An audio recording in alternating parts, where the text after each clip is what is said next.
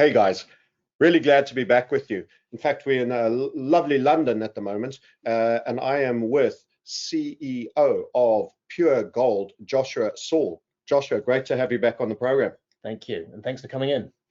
Absolute pleasure. I wouldn't have missed it. We've actually done a couple of vids that was very well received surrounding gold and silver and the time. Is the time now? I suppose my first question then is going to get straight into the meat of it, Josh, is sound money.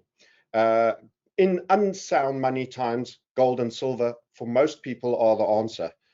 It comes down therefore to the question, are we in sound money era or are we in an unsound money era, in your take? It's a good question, and normally we answer these sorts of questions with, what our clients are saying. We are one of the only companies to speak to our clients to understand exactly what they're looking for, what motivates them. Very consultative, aren't you, in terms of that? That's a good point. And the big conversation at the moment is debt.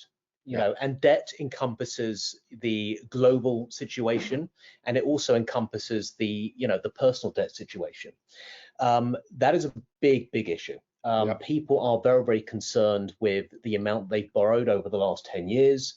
Let's not forget, since 2008, the government's answer, both US and UK, to get themselves out of the debt spiral was to continue printing more and more money. They had to do that to stimulate the economy. They dropped interest rates down to hardly anything. Correct. And we've got a lot of young adults that have never seen a rate rise in their adult life. That's unbelievable when you say that, isn't it? And for us, even myself included, for me to envisage interest rates at 5%, you speak to someone in the 1970s or 1980s, they would say that is ridiculously cheap. Yeah. Bite off someone's arm for that. But today, effectively, that would increase someone's mortgage payments by 350%, right? Ouch. Which is a lot of money. So, when we're talking to kind of real everyday people, the big conversation is debt. People are living in lovely houses with lovely cars, with credit card bills that allow them to go on holiday. And rates are increasing because effectively all the government can do right now to control inflation, that right now is sitting at what, 9%? Yes. Is to do the only tool that they have, which is to put up interest rates. Yeah. The only time that we've had interest rates like this was the inflation like this was around 40 years ago, during the 1970s and 1980s. And, back then we saw, I think inflation climbed to as high as around 23-24%. It's unbelievable. Interest rates during the 1980s were pushed up to around 15%. Yeah. So, if they could apply 15% to the amount of borrowing that they've got, I mean, that's enough for everyone to stop listening to this video. Exactly. For fear of depressing themselves. My take is that, they're not going to put up interest rates to 15%. The difference between now and the 1980s is that, debt sits around 30.5 trillion, whereas back then it was 1 trillion. Yes. And if they were to put up interest rates to 15%, then the interest on the debt that we already have would be far more than any sort of income that we get that the government get from taxes.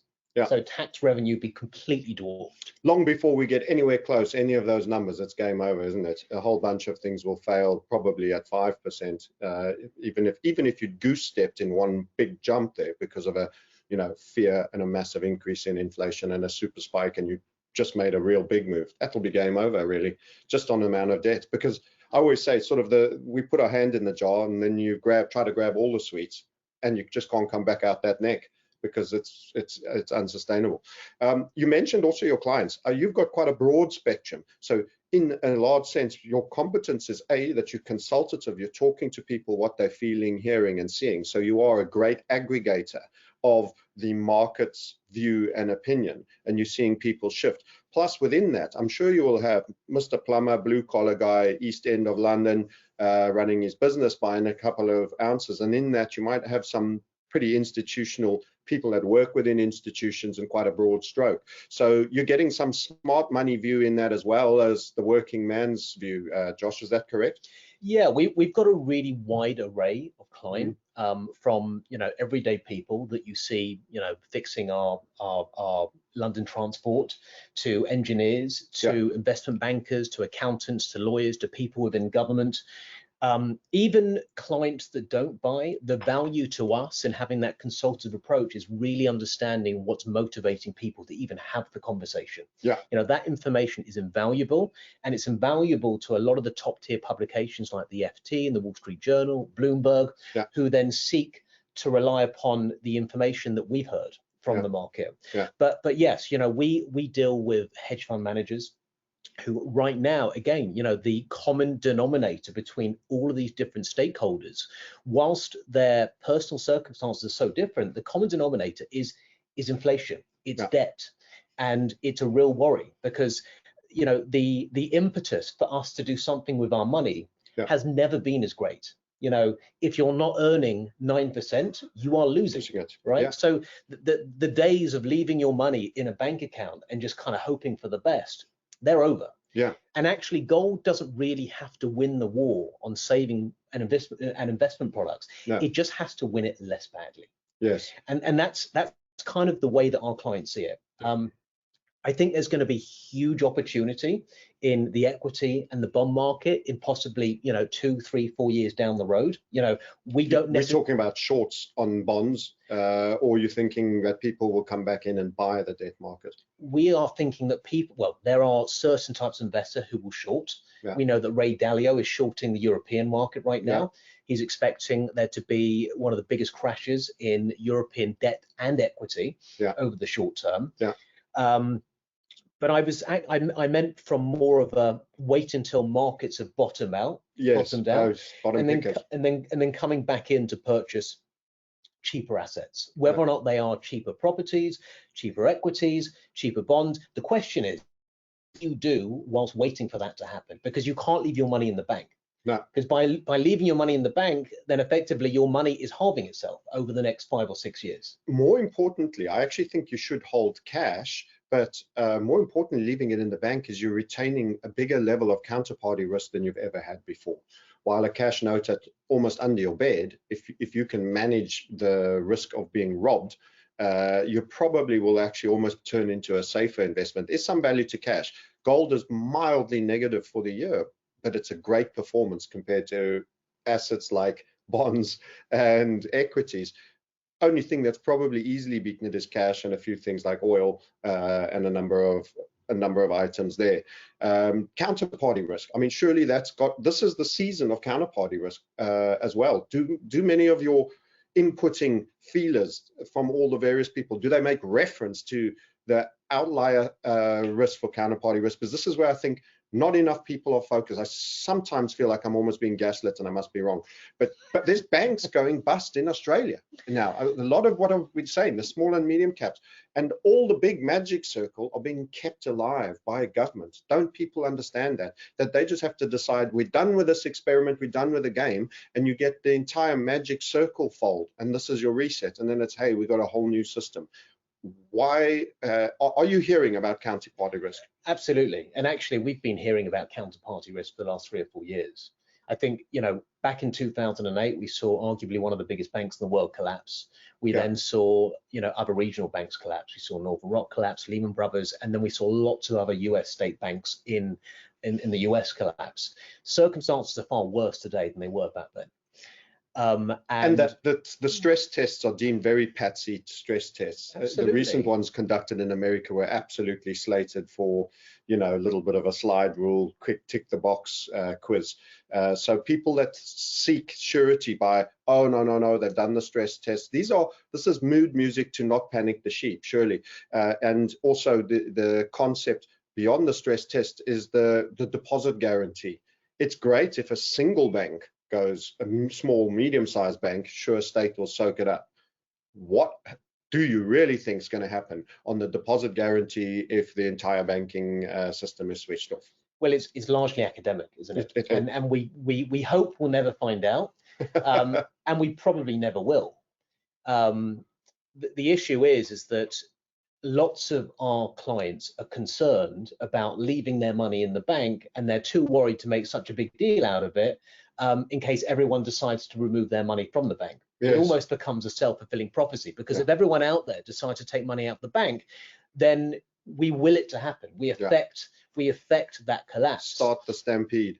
We start the stampede. So people are quickly and quietly doing it. What concerns us are the types of people.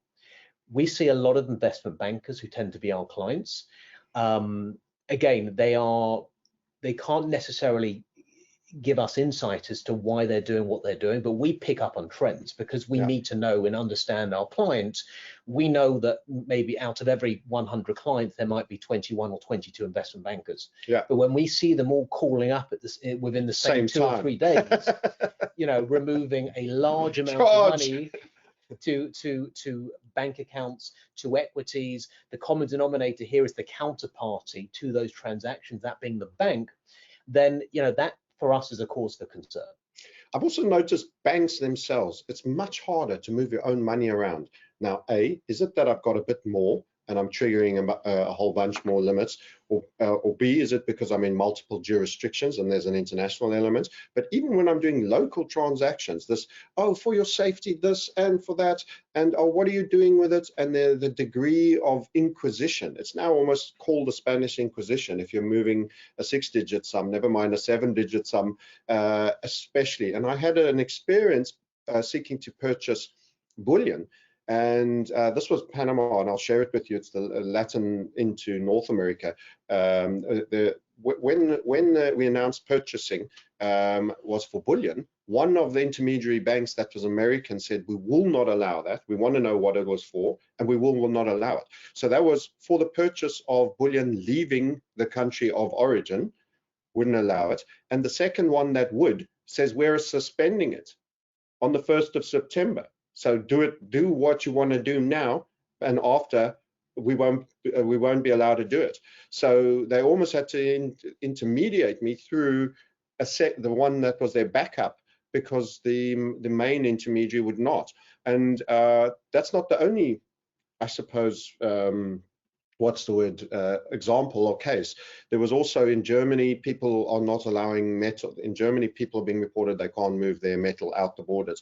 Are we getting to the point where countries are viewing, much like the China is, that their personal citizens' holdings almost as collateralized on their own balance sheet, should they ever need it? In other words, I wouldn't go so far as that automatically implies confiscation, but it is certainly deemed a country holding if citizens are holding. What's your take on that? Because to me, it feels like people who are waiting for the price and the technicals, and I am a technical guy, are going to miss the boat, because that feels like there's a tightening around the neck in terms of blood to the head, if that's be the analogy. What's your take there? I guess the way I see it is I liken it to the foreign reserve currency, in that every other country and central bank around the world hold dollars. Yeah. We've got 80% of the world's invoices and purchase orders, they're denominated in dollars. Yes. And therefore every other central bank has to hold those dollars. Yeah. So when the US does things like print money and print lots of it, and that devalues dollars around the world, then other central banks, they'll pay for those mistakes. Yeah. And therefore right now we are looking at the central banks, global central banks, holding US dollars is at a 25-year low, and central banks around the world holding physical gold is at a 31-year high. And the reason for that is it's a natural hedge. As the dollar devalues. Say that again, actually. I'm going to ask you to repeat it, Joshua.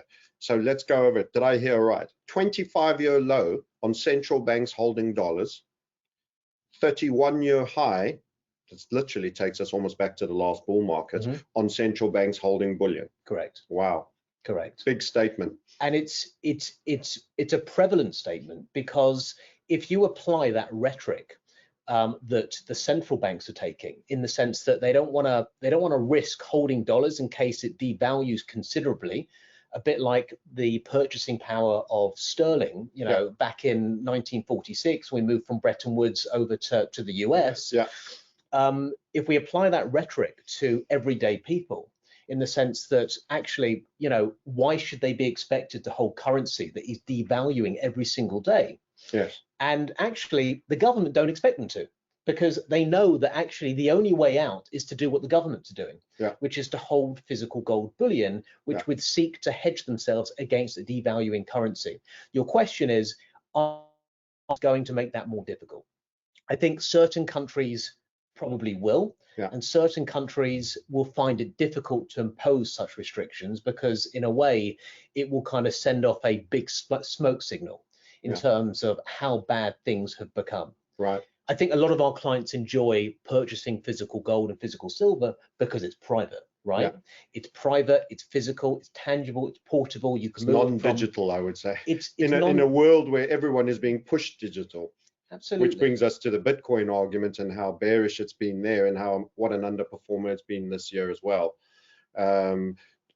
Just on that point, while we talk about the physical and the digital, Bitcoin was born into a QE 1, 2, 3 environment of 2010, 11, 12. In fact, we were showing the rates and looking at the 10-year, it's down at 2.88 today. But generally, we haven't been through the 3.2 since 2011. So basically that was the QE 1, 2, and then we went and had 3 and 4 still into, I think it was 14, they were still printing it out. Gold has survived, many say 4,000. I personally think it's probably 12,000 and more. God knows what civilizations, but who knows? It's a millennium of era, and it makes Bitcoin look a little like a fad, given that it's truly only had, and I'm not a knocker because I participated in crypto and I will again, and I do actually see if they go back to hype and printing again, that it'll probably outperform again on the upside all other things, or crypto as a whole. But it hasn't ever truly been tested in macroeconomic environment like now, and right now, if it's an inflation head, it's behaved as a pretty poor one. Any comment also on that? Look, I think crypto and more specifically Bitcoin, it's an amazing technology. I certainly think it's here to stay. Yes. It should be an inflation hedge, but it's untested and there's no real track record for it because we've never really seen inflation whilst it's been operative. Yes. And I think because the majority of people that hold the world's wealth in Bitcoin are held by such a small minority of people, the propensity for manipulation is so much higher than most other markets. I'm not saying that other markets aren't manipulated. They are. Yes. But I think the volatility in the crypto market is a reflection of the disparity between the majority of people that hold the minority of asset classes. Yes. And that I think is a concern. Like I say, as I said before, there's opportunity in any crash. Yes. And some people might fancy taking a little bit of a speculative risk in purchasing some crypto. The conversation that we've been having with various clients that's come up when we talk about to what end will inflation and the increasing of rates to control it, how will that affect debt? Where are we going with this? What is the end result? Because it's inconceivable for them to increase interest rates to a point where they are able to abolish inflation, right? It's not going to happen. No. So it'll restrict it. And I think what they're trying to do is they're trying to force most markets into a recession. But they're not going to remove inflation. They're going to have to increase the debt ceiling. And we're going to get to a point whereby, we're having to hypothesize as to what can happen to this debt. Yeah. Is it a currency reset? Is it debt forgiveness? Is it digital currency? And the reason why I mentioned digital currency is because we've started to see lots of countries and organizations look into digital currencies.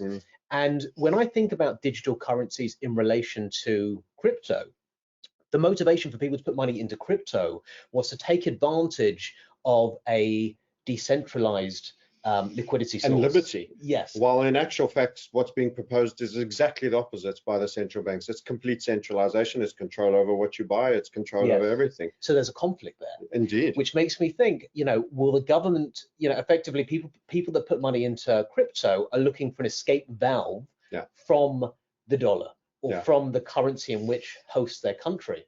So there's going to be a conflict between digital currency and cryptocurrency. Yeah. And will that result in those host jurisdictions applying considerable taxes to crypto? Will they want to remove demand for crypto so as to increase demand for their own digital currency? The answers of which I don't have, but they're questions that keep on coming up. And that's the risk factor with crypto, because libertarian orientated people, even everyday people, will choose a Bitcoin over a central bank digital currency. What are they going to do to make their bread the daily bread instead of the Bitcoin croissant? I think they're going to have to hamstring it and break it a little bit. And that means super regulation, taxation, climb all over it, everything. They need to steal. It's been a gateway drug to something else. It may not continue to exist, or it will continue to exist and be led to taper into a nothingness, overburdened, kind of a bit like, I don't know, an asset class that is, and then has been taxed into nothingness and no longer is viable and is yielding negative returns, for example. I fear a little bit for that. Because I don't know, it just doesn't make sense that they're offering, which gives them so much power and control for them, they're going to be allowed to be undermined by something very similar. Yeah, that's already been in existence a little longer. How do you do it? Or you just flood the world with central bank digital tokens, and it's a second tier, lesser class money, and you make sure you get all your tax from appreciation in Bitcoin. It comes down also to, I don't buy the full Satoshi story. Maybe the legacy families already own that, or they will engineer an outcome where they own it through BlackRock. They'll say, well, this wallet hasn't paid tax on its capital gains, we're going to have to seize it. We've used X computing, now we've done it, we're going to pledge this collateral. Satoshi disappeared, died, whatever happened, fairy tale, they want to tie up with that. Here's going to be, a world fund for promoting green agenda, and it comes under the wing of a big BlackRock or something. That could be an outcome that would be a negative outcome because having such a volume as well, they would clearly control the price as well. It's a bit like being the guy who owns 90% of the gold. Anyway, that's just speculations on my behalf. But you mentioned FAD, and I think in all of these asset classes defenses, there was so much contrived growth as a result of money printing. Correct. That it created bubbles everywhere. Yes. We have bubbles in equity, bubbles in debt, bubbles in classic cars and secondhand Rolex watches, and the crypto market. Yeah. We saw it everywhere. There was too much liquidity.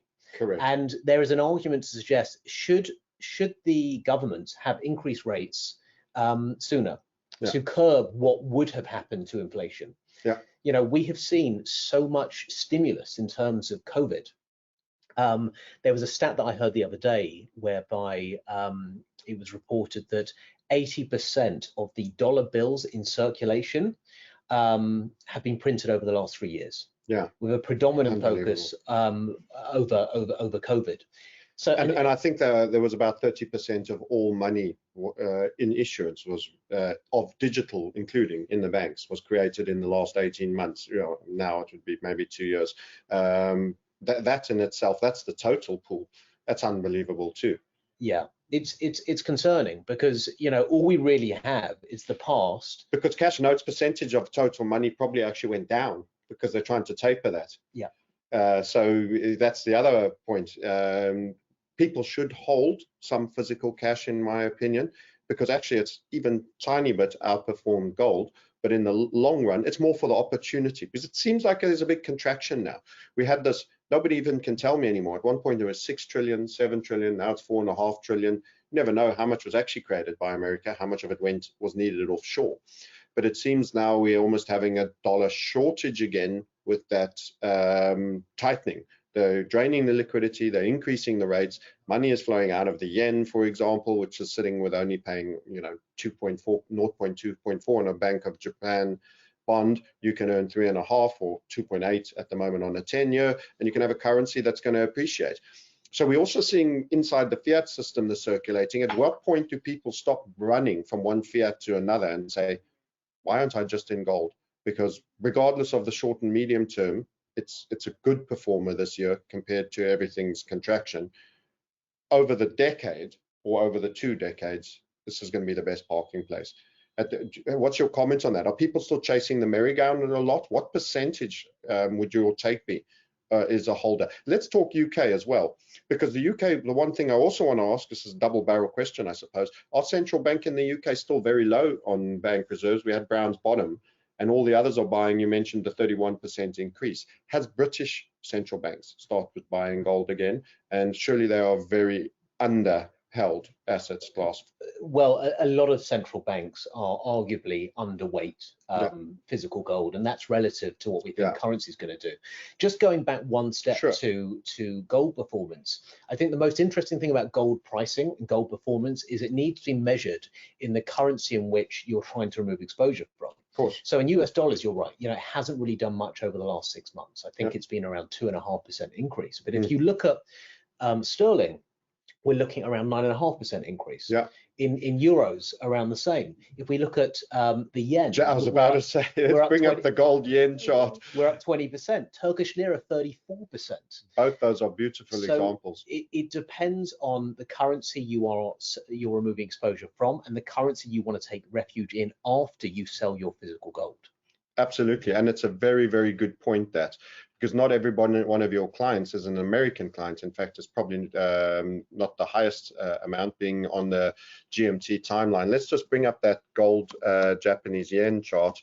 I will do a quick one there, and we can just remind that gold is absolutely doing its job for the Japanese.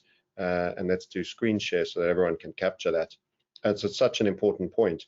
And dollar will have its turn to lose value. So here we go. Let's see if we can get that chart up.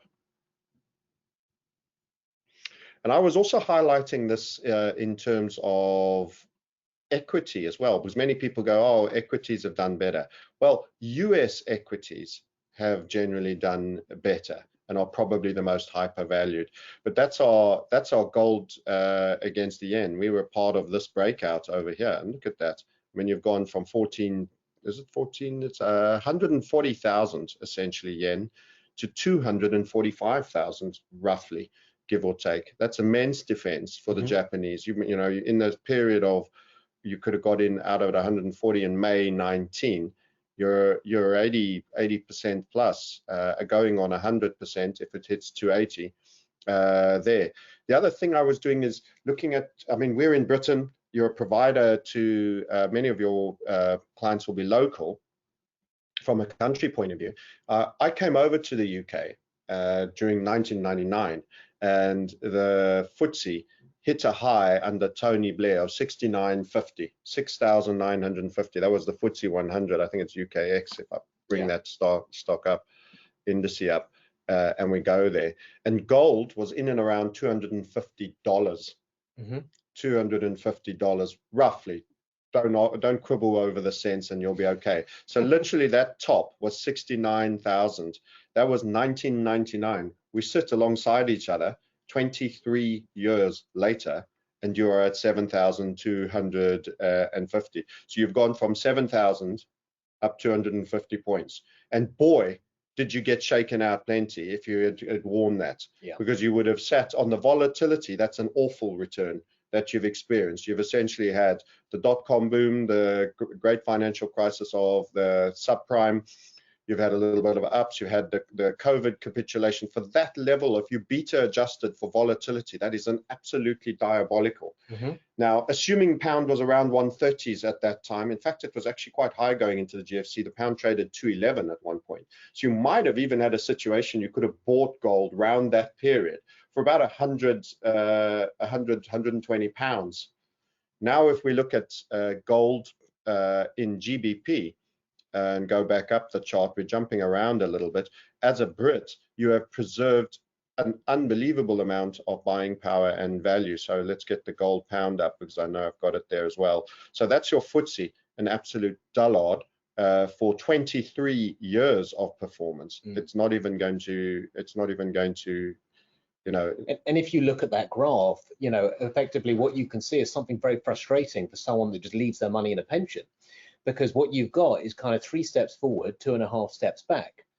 And if you look at the smart money flow index, you can start to see all of these major institutions removing liquidity from various stock markets, the S&P 500, the FTSE 150.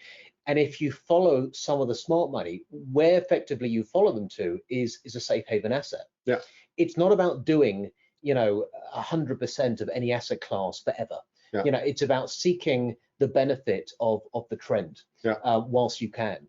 And with physical gold, I would say, for our clients that purchase gold, some are looking to buy it and never sell it and give it to their grandkids. That's fine. Yeah. The majority of our clients want a refuge whilst the storm outside gets worse. And it's defense season, really, isn't it? Absolutely. It's a contrarian asset that will allow them to grow their portfolio in something that is physical, something that's tangible, something that doesn't incur any taxes whatsoever when they liquidate and they've grown and they've made money, and something that allows them to take advantage of other opportunities as of when they exist, either in equities, either in property, Bitcoin, government bonds in 3-4 years time. But you want to be in a position whereby you are using growth in an asset class that has a track record of increasing during 100%. Times of uncertainty to take advantage of asset classes that have a track record of decreasing in times of uncertainty. And it's not rocket science. If you follow what the smart money are doing, that's exactly what they're doing. And effectively, you don't have to take this dance of 2 steps forward, 1.5 steps back for the next 60 years. Effectively, you can move 2 steps forward and then another 3 steps forward and another 1 step forward, and you might decide to hold. That's right. For the next 1 or 2 years. That's right. Absolutely. That was a point well made. We'll finish on the charts. This is only 2007. It goes back. If you go to 99, when it was 250 and the pound was close to double the dollar, you would have actually gone right down to near 100s. Let's say 120, and you're now at 1480, going 1500. So in terms of 120 to 1500 versus that FTSE performance, where you didn't even get a fraction of a positive percent, and you've experienced unbelievable dilution in your fiat measure. So that's 7,150. If you bought a basket, 7,250 of diluted pounds purchasing, where the peak Blair 69.50 on the dot-com boom was a pound 23 years ago, which bought a lot more. When I came over to the UK, you got a up in the Midlands, you got a pint for 70p, and you paid £1 in London. And now I think it's 5, isn't it? Anyway, we'll find out just now. Excellent. Let's finish on that.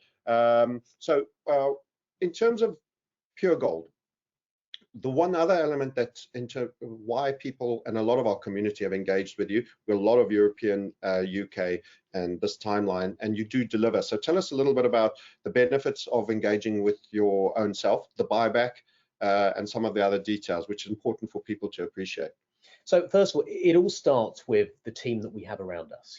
We have, qualified, empathic individuals who have worked within banking or FX or the legal world, so they understand the market intrinsically. Because we take that consultative approach, we understand why the person that we've spoken to before is doing the one thing that you're hoping you might be able to do with your circumstances. People's circumstances are never really the same, but they're similar. And the benefit of our expertise and the fact that we get to speak to so many people throughout the day allows us to offer some of that life experience to other people that we're talking to. Now, that might be necessary and it might not be, but if it is required, we have it to offer. I think the other element is that not least our spreads, the difference between what we sell at and what we buy back at, very, very narrow. We're one of the only organizations to provide a certificate of authenticity, right? Okay. Other competitors listening to this might say, well, we sell gold with certificates, and they're right. They're selling gold with a manufacturer's certificate. We have a certificate that states that the gold, as of the point of purchase, has been certified. Because let's not forget, gold is circulated 1, 2, 3, 4 times. So we make sure that we have a team of numismatists that verify and authenticate every bit of gold that we buy in and we sell out. And in this fakery and deception world, I would place a much higher value on that, because the minute people will thin out the gold, the tungsten, the stories we've seen. In fact, governments have passed bad bars to other governments and have been caught. There's a deeper dive on that. So there's a true real value. And I will say also on our Latin side, where we use the supply chain on that part of the world, we have a service and we scan all bars as they come in, and with a full X-ray. You can't underestimate what a value it is to have someone say, we will take it back as given to you if there's anything remotely not as stated in that piece of item. And I think that's what you're saying, Josh. Yeah, and to back that up, we give the buyback guarantee. Yeah. You know, we say that at any point, if you're looking for instant liquidity, we will provide that to you. Again, not many other companies do that. Yeah. You know, if we believe the gold market is going to dip, we will suggest, we think possibly you should wait a couple of days and consider purchasing on Wednesday, when we think the gold price might be a little bit lower. And if we've heard information that we think you'd want to know about sooner rather than later, then we'll make sure that, you know, it's conveyed to you in real time, because the market is sensitive, more now than ever.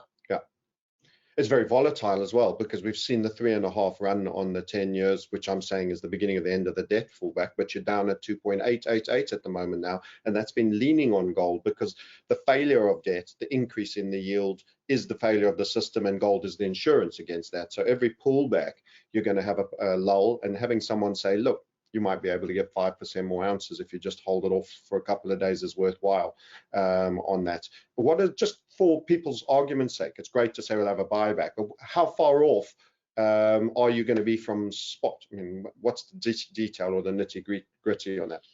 Well, we never guarantee our buyback prices, just because we never know where the market is going to be when clients look to sell back. And I think it's important to acknowledge that there's no other company that offers a guaranteed buyback.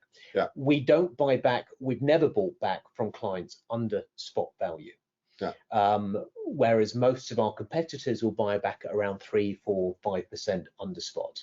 So we don't make any guarantees. We will say that it's unknown for us to purchase back at below spot. And, you know, based on certain types of coin, you know, we pay close to 14, 15, 16% over spot for certain items. I think right now, whilst not many people want to sell because of the macro environment, you know, inflation, debt, the fact that most central banks believe that we are either in a recession or about to be in one, clients who could be suppliers don't want to be suppliers. They don't want to sell. They would much rather buy. The irony is that actually buyback prices are increasing because the availability of gold around the world is becoming sparser. You know, I don't know if you heard, but a few days ago, the G7 announced news that suggested that they were going to sanction any Russian exports in terms of gold. And this is huge. You know, Russia holds, they are the 6th largest holder of physical gold in the world as well. And stacking, But for the first time, and actually I think we mentioned this in one of our videos earlier in the year, for the first time over the last 15 years, I think 6 months ago or a year ago, they sold a load of metal. They sold gold. They sold gold to the UK. They're trying to find out exactly who bought it, and it hasn't come to light yet. But and there was no ban on that. Obviously, not many refiners want to put their name to that, and since then they put a ban on that. And the implication of that is that, you know, if Russia holds, if they're the 6th largest holder in the world, we've carved out a huge supply of physical metal to a metal that already is finite in supply.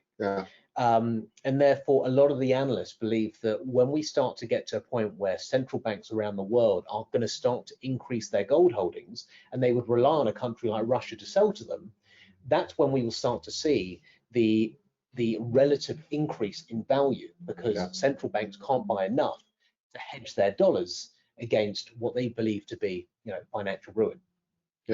That's fascinating. I'm kind of curious as to why Russia would actually sell. Might have had something to do with that seized dollars. Maybe they thought they needed to get a few dollars because they had a banking problem. But overall, Kissinger said the world is pivoting east, and that there's that great curiosity about how poorly gold's price performs during the American session and how generally it performs a lot better. And I bring this up to just about everybody I speak to in this topic, and I might have already brought it up once to you before, that on the eastern side it's generally bid up. And we also refer to markets being manipulated. So it feels like the core, the talking stick, the leadership stick is being handed slowly over. And the other man's hand, the American hand, is still holding grimly onto it. But there is a new hand out east, and it's not specifically one nation. I don't think we should view it as Russia, China, whatever. But there is the talk about the BRICS, the Saudis as a petrodollar have now agreed to start to do some yuan-based business. It's all a time and an environment where long run it's looking precarious for the dollar. Short term, they might beat their chest and try create momentum into the dollar, because that's typically how they've responded. But it does feel like gold is moving east and power is moving east. And do they go hand in hand? What's your take on that? Is it the golden rule? He who holds the gold makes the rules. And how does that fit in a digital world potentially as well? Because if they want us all digitally, it's not a digital thing. But does it give the confidence for people to accept a new fiat system in a digital realm if they are holders? Well, let's not forget that when countries deploy their digital reserve currency, that is going to have to be backed by something. Yeah. And I don't think there's any coincidence that central banks all around the world are shoring up huge amounts of physical gold bullion. Yeah. Because right now, if you think about it, they are hedging their dollars with physical gold because they work inversely.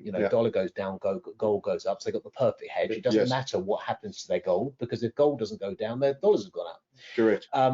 When they introduce or replace their currency with a digital currency, it would make sense for them to peg their digital currency to the gold they're holding to provide stability to it. And in a way, Russia kind of did that. Yeah. Russia, since they invaded Crimea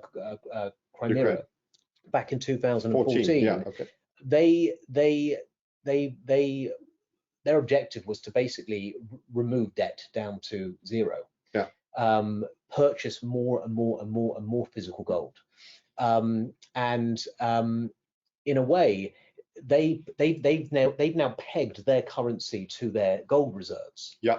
And now they're the strongest currency. They've gone from 156 to 53 to the dollar. Yes. Yeah. Very handy. it's very handy. It makes you think that what they're doing isn't, we've used various sanctions on the Russians by way of banning them off SWIFT and almost kind of financially cancelling Russia, if you like. But I would say that the Russians have been pretty sophisticated in the way in which they've orchestrated the run up to this. And I would say, China are probably watching. Yes. With bated breath and thinking, how can we use this to our benefit when looking at other countries like Taiwan? Yeah. So I think, in answer to your question, I think that digital currencies will have to be pegged to something in order for it to have an inherent value. Yeah.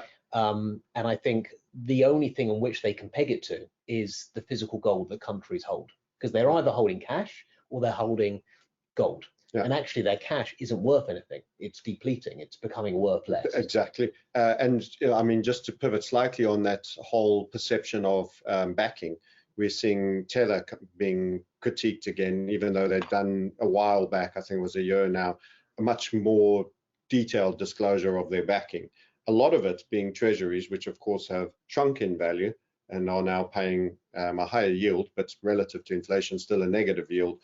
So their collateral has been reducing, even in the best category, they say best US debt. So people are, it seems like, seeking the pain is how backed and how strong are you? And the same process goes for nation states with the likes of Turkey and all the others desperate to hold gold. I think there's been some mandates on them. Give us your full reason as to why guys should be, I mean, I think we've made the case. Do you believe in sound money? Are these sound money times? Yes, I believe in sound money is my answer. No, these are not sound money times. So gold and silver certainly should be, in my opinion, overweight position. A lot of people go, oh, 1%, 5%. I just think, well, how much do you want to preserve, really? I'm not saying 100% don't have a property, but as an asset class, we didn't really touch on property, but it doesn't move. And it's a great way of wealth extraction as well, isn't it? And it's populist. If they do a spike of interest rates, a lot of people get shaken out, and a few people that own outright and the super rich, there will be a lot of divide and conquer, channeling the taxation, channeling a lot of these things we could find on real terms. As much as I like property and it's a physical thing, at a performance level, it becomes quite an onerous hold. Yeah, and it's not as liquid. You need to get your hand on money. I mean, historically, you would rely on your mortgage company to remortgage and provide you with an advance. That's not really the case these days. No. And I think, look, it's all relative, Francis. I think to look at gold in isolation would be to ignore all of the other alternatives. And I think to really look at the merits of gold or silver, in a way, you have to invite all of the other asset classes to the table. To the bar. And you've got to look at all of them. If we look at equities right now, they've been at an all-time high as a result of stimulus and injected cash, right? They've been injected with steroids, and they're now starting to come off. We've seen the S&P 500 fall by 20%. We've got the price to earnings ratio for the S&P 500 at around 33, and every time and all their consumers in recession. And all their consumers are in recession. And inflation. Yes. So they're getting their jobs cut, they're getting cancelled. A lot of hiring is not taking place at the same time that their gas bills are going up, their rental bills are going up. So that earning trajectory as well is down. You could actually have the market trade down and the PE trade down up at the same time. Yes, absolutely. But we've never seen throughout history a situation whereby P ratios have gone above 27 and that hasn't been followed by a huge crash. So we are on borrowed time anyway. Yes. And agree. If we then move on to bonds, either corporate bonds or government bonds, I mean, it's a short conversation because the yields are not big enough to cover you against inflation. And counterparty risk is increasing. So then we move on again. We look at property. And property is a great asset because effectively you've got commercial property, you can generate income from really good tenants, but would it be a better time to buy whilst that asset is cheaper in this work from home world? In this work from home world, absolutely. With rates projected to increase at around 400% to what they are at the moment, there will be at some point an oversupply of property onto the market. Oh, absolutely. Which will bring down prices, which I think is probably a good thing. I mean, I want my children to be able to afford a property at some point in their life, and there's no way that's going to happen if property prices are at the level they are at the moment. And then we move on to things like crypto. Right now, there's a lot of risk within the market. There's a lot of uncertainty in the market. It's not for the faint-hearted. Yes, you can make a lot of money, but you can lose a lot of money. You mentioned keeping cash. Again, you've got to keep some cash because you never know what's around the corner. But at the same time, if you're losing 9% per year, and in 5 years' time, your money is worth 50% less. Oh, no, it's not a 5-year hold, I wouldn't say. I think what we're expecting to have play out probably within 2 years. I really do think we'll have had all sorts of recession and reaction, and the ability to then bring that cash to bear on things that could deliver 50, 100% plus over 3-4 year trajectory will be good. Just having, it feels like gunpowder. Eventually gunpowder has a shelf life, but you should have some of it on the side, definitely. So that's what a lot of our clients are seeing gold as, either a long-term store of wealth or a holding pattern that allows them to take advantage of other asset classes. 10 or 20% of your portfolio in gold goes a long way if we see a 40% fall in the equity market. And during the 1970s, when we saw inflation much higher than it is today, but we are heading in that trajectory, we saw the gold price increase by 1,000%. Some analysts are saying that we are at the beginning of another bull run. I would say. And for us, we're less concerned with price. We're more concerned with the safety and security that it provides you in situations like we find ourselves today, where counterparty risk has never been as high. Businesses that we see today, we cannot take for granted that they're going to be there in the morning. It's all very well that you've made 10 or 15% on your equities that are paying you, a really healthy dividend. Well, it's like the Luna paying 20% and then it's zero. Exactly. You got 20% for a while, and then there's nothing. There's very elaborate games that catch you on catchy headlines. Gold is not a catchy headline. Gold is eternal. It's almost like wisdom. It's not going to have a marketing banner. There's no people that run marketing for gold as a category per whole, like you have a meat board and a dairy board, is there?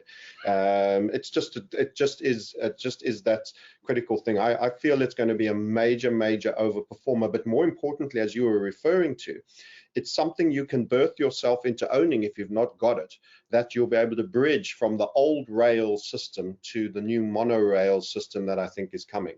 Because I do think the old railway lines are going to be rolled up. The debt is unpayable. The inflation is going to be stubbornly high. There's quite clearly supply chain issues that are going to do double tangos with the pricing as well. So you're going to also have quantity and volume restricted. We split the world in two, BRICS versus West, aging West. The money is moving east. You really need to birth something that you will still have and hold, even when the monorail world is here. And you're no longer on a chukka train, but you're on the monorail going with magnets and whatever it will do. And that is the digitization, and you'll still have that. And you'll still have options, hence why people should absolutely be speaking to you. Tell us about delivery and times and specifics to yours. We know about the buyback. As yet, there might be an extreme circumstance, but you've always been at spot or above if people need to be getting out. Delivery, you've also delivered to me. So one thing I also make clear to everyone here, and this is a personal integrity statement, I don't interview or engage with anyone or put an affiliate link, because we will be respected for bringing pure gold in without utilizing it myself. And I have had substantial packages delivered to me piecemeal, well organized, well communicated, and delivered. What was meant to be there was there. I am a user of pure gold as a purchaser and developing and building a position in precious metals, both silver and gold. And in fact, they recently sourced for me some platinum as well, which was a point of interest that I just thought I'd get a bit exotic on. So the link below is how you choose to engage. What should people expect? And anything I haven't mentioned that you would like to mention there as sign off, Josh? I would say that knowledge is power in this very uncertain world. So it's if you have the inclination but you're not quite sure what you wish to do, get in touch with us. Speak to us, ask us questions, allow us to provide you with information that might provide you with a clearer mindset. This might not be for you, but 9 times out of 10, taking a small position or purchasing a small amount and seeing what that can do for you over a short period of time relative to other asset classes out there is the prudent thing to do during times of uncertainty. So get in touch with us, ask us the questions that you perhaps haven't asked anyone else. There's no such thing as a stupid question or a silly question. No. Sometimes society makes things so complicated that we forget the simple questions. Oh, absolutely. That becomes, that's prevalent to me, because I have a 4-year-old that sometimes asks me the most basic questions in life that I have to really think about, because we're so used to kind of talking in the complex narrative. So, get in touch with us. We make things simple, we make things clear, and we are super accessible. Have a confidential, discreet conversation with us.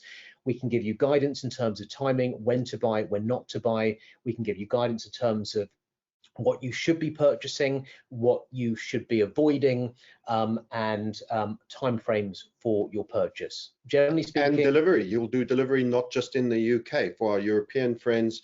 For how far will you go? I mean, in terms of getting a package to someone, can someone in Latin America, USA use your services? So we deliver to USA, we deliver in and around Europe.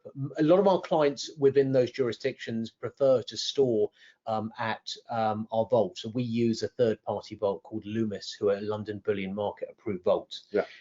So safety and security is second to none. They get full insurance, fully segregated, fully documented. If they ever want to have their metal released and sent to them, they can do that. But it's safer with them than it is within your top drawer. That being said, all gold is capable of being delivered. Some clients prefer delivery in the absence, they prefer delivery instead of storing anywhere else. Me too. I'm in that category. Excellent. Josh, it's been really fascinating, and thank you for this. I want to just highlight a couple of key things you said. Our business, we always ask to speak to people so they don't have unrealistic expectations in terms of coming on trading. They're not going to be overexcited and hype and lose their heads. And we want a personal conversation with someone who's trained, who give real guidance and show people. What I like about your business is you have that similar model. It's conversational. It's not, here's our website, go browse and shop and buy. There's an element of consultation. You can get to know someone, account manager, people that'll still be there each time you call. And you also said there's no conversation or question too small or too stupid, or no investment amount that's too small. If you want to start and you just want to put £500 and see how it goes, start there. Maybe later, as you will grow bigger.